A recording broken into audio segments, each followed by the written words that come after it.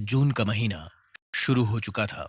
मुंबई से लगभग 2-2.5 घंटे की दूरी पर भिवरी गांव में कृतिका अपने बंगले के बाहर आई। सुबह के 6 बज रहे थे। आरव, सुप्रिया और हवलदार गोखले को अरेस्ट हुए अब 1 साल होने आ रहा था। कृतिका ने चाबी से कार को अनलॉक किया और फिर कार का दरवाजा खोलने के लिए हाथ आगे बढ़ाया। तभी एकाएक उसे इस बात का एहसास हुआ कि कुछ महीनों से उसकी जिंदगी कितनी शांति से गुजर रही थी। इस सोच ने जहां कृतिका के चेहरे पर मुस्कुराहट लाई, वहीं अगले ही पल उसके दिमाग में एक नेगेटिव ख्याल ने घर कर लिया। इस पीसफुल जिंदगी को कहीं मेरी खुद की नजर लग गई तो? फिर एक और ख्याल उसके दिमाग में आया। कहते हैं किसी की जिंदगी में खुशी ज्यादा देर नहीं टिकती। क्या इसका मतलब ये तो नहीं कि मेरी जिंदगी में कोई नई टेंशन आने वाली है? क्योंकि कृतिका खुद एक साइकियाट्रिस्ट थी। उसने ये बेचैन कर देने वाले ख्यालों को तुरंत नेगेटिव थॉट्स का लेबल लगा दिया और उन पर ध्यान न देने का डिसीजन लिया। कृतिका कार चलाते हुए अपने बंगले के बाहर निकली ही थी कि उसने देखा कि उसकी पड़ोसन रेबेका गेट के बाहर खड़ी थी। रेबेका और उसका हस्बैंड एंथनी कृतिका के पास वाले बंगले में 8 महीने पहले ही शिफ्ट हुए थे। वो ही बंगला जहां एक समय पर रितेश रहा करता था। कृतिका ने कार रोकी और विंडो का शीशा नीचे किया। Hey Rebecca, good morning. What's up? Rebecca ने लाल रंग की टाइट फ्लोरल ड्रेस पहनी हुई थी और आंखों पर मोटे सनग्लासेस लगाए हुए थे। उसने अपने सनग्लासेस निकाले और अपनी मोटी मोटी गोल आंखों से कृतिका की तरफ देखा। कृतिका को रेबेका की आंखों में आज पहली बार उदासी दिखाई दी। Good morning Kritika. क्या तुम मुझे हॉस्पिटल ले जाओगी? आई बिलीव मेरी तबीयत ठीक नहीं है। ओह, ऑफ कोर्स। आओ अंदर बैठो। मैं भी तो हॉस्पिटल ही जा रही हूँ। कृतिका हाईवे पर तेज रफ्तार से चल रही थी। तुम्हारी तबीयत को क्या हुआ रिबेका? कल तक तो सब ठीक था। ठीक तो मैं अब भी हूँ। ये मेरा बुड्ढा हस्बैंड एंथनी है ना, बोलता है मैं पागल हो गई हूँ। कृतिका ने एकदम से हैरानी से रेबेका की तरफ देखा। कृतिका जानती थी एंथनी और रेबेका की उम्र में 24 साल का डिफरेंस था। जहां एंथनी 66 साल का था, वहीं रेबेका 42 की थी।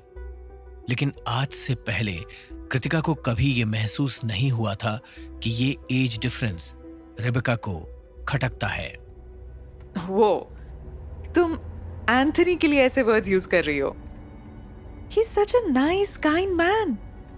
और कल तक तो तुम भी उसकी तारीफों के पुल बांधते थक नहीं रही थी, तो अभी ऐसा क्या हो गया? कृतिका ने रेबेका की आंखों में देखा। उसे उसकी आंखों में परेशानियों का एक तूफान उमड़ता दिखाई दिया। कृतिका, पता है एंथनी ने कल रात मुझसे क्या कहा? ही सेड कि मैं एक साइकोपैथ हूँ क्योंकि मैं अपना फेथ फॉलो कर रही थी। फेथ को फॉलो कर रही थी मतलब? अब कृतिका, तुमसे क्या छुपाना, you are like a sister to me. कल हमारे फेथ के लोगों के लिए एक बहुत बड़ा दिन था और इस दिन हम लोगों को एनिमल का सेक्रीफाइस करना होता है। इसीलिए मैं कल रात को घर पे एक गोट लेकर आई और फिर रात को 12 बजे बंगलो के लॉन में मैंने उस गोट की गर्दन सॉर्ट से काट दी। बस इतनी सी बात। अचानक एंथनी वहां आ गया और उसने मुझे उल्टा सीधा बोलना शुरू कर दिया। बोलता है कि मुझे किसी दिमाग के डॉक्टर को मिलना पड़ेगा, नहीं तो वो मुझे जबरदस्ती पागल खाने में डाल देगा। मेरी समझ नहीं आता कि एक गोट को मारने में क्या पागलपन है। कृतिका, तुम ही बताओ। खुद तो हर हफ्ते मटन बिरयानी खाता है एंथनी, वो गोट को भी तो कोई ना कोई मारता ही है ना, उसमें कोई पागलपन नहीं है। कृतिका एकटक रेबेका को घूर रही थी। ओके, वैसे हॉस्पिटल में तुम्हें किस डॉक्टर से मिलना है? एंथनी ने बोला था कि कोई भी साइकियाट्रिस्ट चलेगा। डोंट वरी, हम जिस हॉस्पिटल में जा रहे हैं वहाँ की साइकियाट्रिस्ट मैं ही हूँ। रेबेका अब कृतिका की क्लिनिक में उसके सामने एक सोफे पर बैठी हुई थी। कृतिका, तुमने बताया नहीं कि तुमने प्रैक्टिस शुरू कर दी है। How nice. बस ये दूसरा हफ्ता ही है। मैंने सोचा एक बार मैं भी श्योर हो जाऊं कि मुझे ये जॉब सूट कर रहा है या नहीं, उसके बाद ही सबको बताऊं। अब इतने सालों के बाद जॉब करना तुम्हारे लिए थोड़ा वियर्ड होगा ना? मैं तो कभी जॉब नहीं कर सकती। I love my freedom. जितना टाइम मुझे मेरे लिए चाहिए वो अभी भी मिल रहा है। यहाँ मैं सिर्फ दोपहर के 2 बजे तक ही काम करती हूँ, उसके बाद I am free again. It's a good deal for me. Anyway, तो बात क्या है रेबेका, खुल के बताओ। और हाँ, तुम जो कुछ भी मुझे कहोगी वो सिर्फ और सिर्फ तुम्हारे और मेरे बीच ही रहेगा। I promise. It's your doctor patient confidentiality, right? Rebecca अपने हाथों को मसलते हुए कृतिका को देख रही थी। कृतिका, तुम तो जानती हो ना एंथनी कितना बिजी रहता है, और पिछले 8 महीनों से, जब से हम इधर भिवरी में रहने आए हैं, ये हैप्पी होम्स के प्रोजेक्ट के पीछे तो वो टोटली पागल है। मेरे लिए उसके पास टाइम ही नहीं है। पूरा पूरा दिन अकेले रह रहकर मैं बोर हो गई थी, और वो बोर्डम कब डिप्रेशन में बदल गया मुझे पता ही नहीं चला। तुम्हें ये सब मुझसे कहना चाहिए था ना। हम भी तो ऑलमोस्ट रोज ही मिलते थे। मुझे तुम पर अपना बर्डन नहीं डालना था कृतिका। एनीवे, एक ऐसा टाइम आ गया था कि मैं खुद की लाइफ खत्म करने के बारे में सोच रही थी।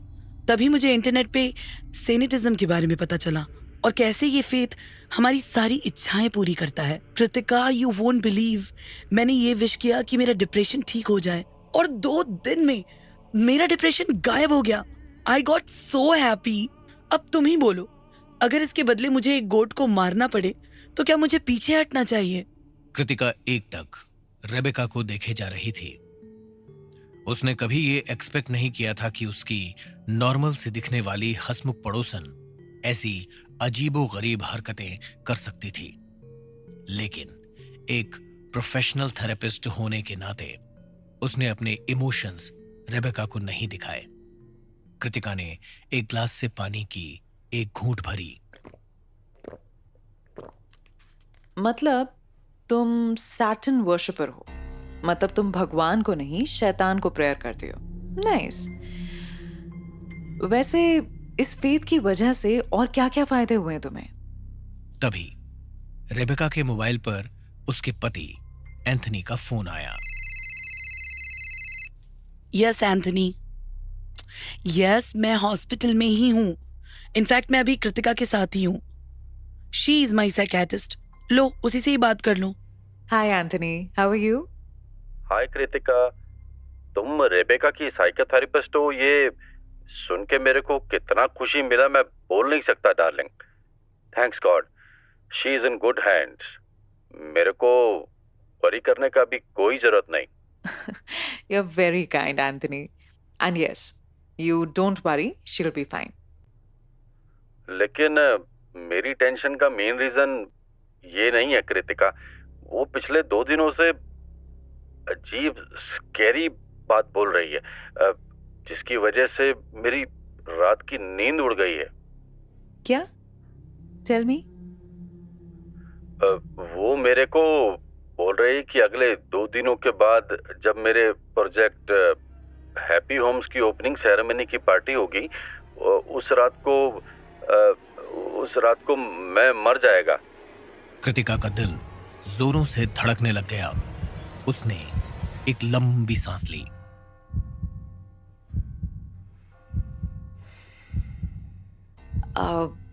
बिना उसके साथ सेशन चल ही रहा है, मैं बात करती हूँ उससे। आई एम श्योर ये सब वो अपनी एंजाइटी की प्रॉब्लम की वजह से ही बोल रही होगी। एंथनी का कॉल कट करने के बाद कृतिका ने देखा कि रेबेका की आंखें नम थी। तुमने एंथनी को ये क्यों बोला कि परसों पार्टी वाली रात को वो मर जाएगा? तुम्हारी ये बात उसके लिए बहुत बड़ी स्ट्रेस का रीजन बन गई है। रेबेका उठकर खड़ी हो गई। इस बात का मुझे स्ट्रेस नहीं हो रहा है क्या? माना कि वो एज में मेरे से बहुत बड़ा है, मैं 42 इयर्स की हूँ और वो 65 का, लेकिन इसका मतलब ये नहीं कि I don't love him. Trust me, I don't want him to die. और बस इसीलिए मैंने उसको ये बता दिया ताकि वो इसके बारे में कुछ कर पाए। ओह, ओके। लेकिन ये बात तुम्हें कैसे पता चली? तुमने अभी मुझसे पूछा था ना कि ये सेटन वर्शिप से मुझे और क्या फायदे हुए हैं। इस फेथ ने मुझे एक सुपर पावर दी है Kritika. I can see the future. Rebecca के साथ थेरेपी के पहले सेशन को पूरे हुए अब 2 दिन बीत चुके थे। कृतिका अपने बेडरूम में एंथनी के प्रोजेक्ट हैप्पी होम्स की ओपनिंग सेरेमनी की पार्टी के लिए तैयार हो रही थी।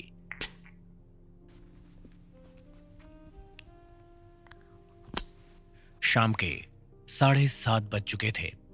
कृतिका ने एक नीले रंग का टाइट गाउन पहना था और उसके साथ ढेर सारी एक्सेसरीज पहनी हुई थी। वो जानती थी कि वो बहुत हॉट लग रही थी। कृतिका की नजर खिड़की के बाहर ऊपर आसमान पर गई। उसने देखा कि आसमान में काले बादलों का घेराव हो रहा था। उसे एकदम से बीते हुए साल की बारिशों के वो काले दिन याद आ गए। लेकिन उसने ठान लिया था वो बीते हुए कल को भूलकर आगे की जिंदगी पर ध्यान देगी। कृतिका ने खुद को रिलैक्स करने के लिए एक गहरी सांस ली और पास में पड़े एक वाइन ग्लास से एक सिप ले ली। तभी उसका मोबाइल बज उठा। कॉल एंथनी की थी। कृतिका, मुझे बहुत घबराहट हो रही है। मैं बहुत टेंस है। पार्टी को लेकर टेंशन होना तो बनता है एंथनी। इतने बड़े प्रोजेक्ट की ओपनिंग जो है, it's normal to feel this way. लेकिन आई प्रॉमिस पार्टी में जाते ही तुम रिलैक्स फील करोगे। नो नो डार्लिंग, मुझे पार्टी की या प्रोजेक्ट को लेकर नर्वसनेस नहीं है। मुझे तो मेरी वाइफ की प्रेडिक्शन को लेकर घबराहट हो रही है। What if she said is true? क्या मैं आज सच में मर गया तो? कृतिका ने देखा कि आसमान में अब बिजली जोरों से चमचमा रही थी। बारिश शुरू हो चुकी थी। कृतिका ने एकदम से खिड़की को बंद कर दिया। एंथनी, दुनिया में कोई भविष्य नहीं देख सकता है। रिबेका थोड़े मेंटल स्ट्रेस से गुजर रही है। ऐसे फेज में अजीब अजीब बातें दिमाग में आना नॉर्मल है। ट्रस्ट मी, आपको कुछ नहीं होगा। वैसे भी आप मेरे ही नहीं, हजारों लोगों के फेवरेट इंसान हो। कितने गरीबों की आपने कितनी मदद की है। आपको कुछ नहीं हो सकता। इतनी ब्लेसिंग्स जो है आपके साथ। Thanks my dear Kritika. तुम्हारे वर्ड्स ने मेरे को रिलैक्स कर दिया। Truly I am blessed to have a dear friend like you. God bless you. Life में कभी भी कुछ चाहिए रहेगा ना तो मुझे बोलने का। मैं हमेशा तुम्हारे साथ खड़ा रहेगा। कृतिका, तुम एक काइंड सोल हो। Okay, bye, see you at the party. Anthony के ये प्यार भरे शब्द सुनकर कृतिका इमोशनल हो गई थी। उसने मन ही मन खुद से बात की। May you live a long life my friend. Kritika के घर से आधे घंटे दूर गांव के बीचों बीच एंथनी का vacation home project Happy Homes बना हुआ था। उस प्रोजेक्ट में करीबन 50 विलास बने हुए थे और आज के दिन सारे बायर्स को अपने घरों की चाबी मिलने वाली थी। टाउनशिप के बड़े से लॉन में जबरदस्त डेकोरेशन की गई थी। तेज लाइट्स की चकाचौंध और 350 गेस्ट के जमाव ने जैसे भिवरी गांव में एक नई जान डाल दी थी। फिलहाल बारिश थम चुकी थी। कृतिका जब पार्टी में पहुंची तो उसने देखा कि एंथनी स्टेज पर खड़ा माइक लेकर कुछ बोल रहा था। और एंड में मैं यही बोलूँगा कि ये प्रोजेक्ट मेरा ड्रीम था।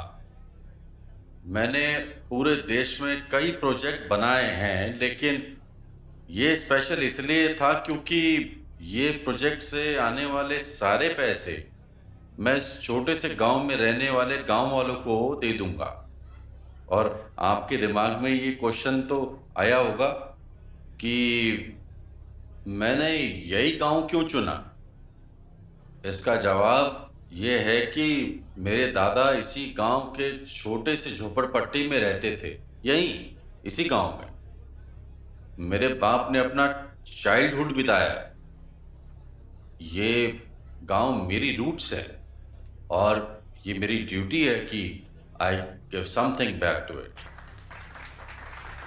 एंथनी की नजर कृतिका पर पड़ी। फिर उसने रेबेका की तरफ देखा। और अभी मैं स्टेज पर एक ऐसी लेडी को बुलाऊंगा जिसके लिए मेरे दिल में सिर्फ प्यार ही प्यार है। अगर वो लेडी का पॉजिटिव इन्फ्लुएंस और हेल्प मुझे ना मिलता तो शायद मैं ये चैरिटेबल प्रोजेक्ट को जस्टिस नहीं कर पाता। ये सुन रेबेका स्टेज पर आने के लिए उठ खड़ी हुई। और लेडी का नाम है Kritika, my beautiful neighbour, my lovely friend. Please come on the stage and share a few words. जोरदार तालियां हो जाएं। कृतिका अपना नाम सुन हैरान रह गई। वहीं रेबेका के चेहरे पर गुस्सा साफ झलक रहा था। कृतिका ने जोरदार तालियों में माइक अपने हाथ में लिया। एंथनी, इतने खूबसूरत शब्दों की शायद मैं हकदार नहीं हूँ, बट थैंक्स एनीवे। करीब 11 महीने पहले एंथनी और उनकी खूबसूरत बीवी रिबेका मेरे पास वाले घर में रहने आए थे। उस घर को एंथनी ने खरीदा जिसके बारे में हर जगह अफवाहें फैली हुई थी कि वो हॉन्टेड है या अनलकी है। लेकिन एंथनी, जो कि बिल्कुल अंधविश्वासी नहीं है, उन्होंने ना सिर्फ उस प्रॉपर्टी को खरीदा, उसे रेनोवेट किया, बल्कि उस दीवार और छत के मकान को फिर से एक खूबसूरत घर बना दिया। उनके यहाँ आते ही मेरी एंथनी के साथ जबरदस्त दोस्ती हो गई थी। आज तक मैंने एंथनी के घर में ज्यादा डिनर किए होंगे और अपने घर में कम। सच बात तो यह है कि आई सी गॉड इन एंथनी। बहुत सच्चा, बहुत साफ दिल इंसान। जब एंथनी ने मुझे उनकी चैरिटी के काम में मदद मांगी तो मैंने एकदम से हाँ कह दिया। आई couldn't refuse. I wish Anthony and the new residents of Happy Homes all the very best. जोरदार तालियों में कृतिका स्टेज से उतरी। कृतिका ने देखा कि एंथनी के परिवार के कुछ और लोग भी पार्टी में मौजूद थे। उनमें से काफी लोगों से कृतिका पहले भी मिल चुकी थी। फैमिली के कुछ लोग कृतिका की तरफ देखते हुए कान में कुछ फुसफुसा रहे थे। कृतिका अकेले कोने में जाकर बैठ गई। तभी उसने देखा कि एंथनी, जो कि अपनी फैमिली वालों के साथ बैठा था, उठकर पास ही में बने एक गेस्ट विला की तरफ चलने लग गया। एंथनी को इस तरह अकेला विला में जाते देख कृतिका भी उसके पास जाने के लिए उठ खड़ी हुई। लेकिन तभी एंथनी की 30 साल की बेटी शैरॉन ने उसका हाथ पकड़ लिया। हाय Kritika, you spoke really well. Thanks, Sharon. How are you? I'm good. एक बात बताओ, are you fucking my dad? ये सुन कृतिका को एकदम से गुस्सा आ गया। What rubbish! तुम्हें बात करने की तमीज नहीं है? अरे अरे अरे डोंट गेट सीरियस यार, मैं तो मजाक कर रही थी। जिस तरह से तुम दोनों स्टेज पर एक दूसरे की तारीफ कर रहे थे, यहाँ तो सबको यही लग रहा था कि तुम दोनों का अफेयर चल रहा है। यार, मिडिल एजेड सिंगल वुमेन को अमीर बुढ़े तो पसंद आते ही हैं, इसमें कौन सी नई बात है। अरे अरे अरे, I am just kidding, relax relax. इससे पहले कृतिका कोई जवाब दे पाती, वहां सबको एक जोरदार चीख सुनाई दी। कृतिका के हाथ से उसका मोबाइल नीचे गिर गया। उस एक चीख के बाद उसे और लोगों के चीखने की आवाज सुनाई दी।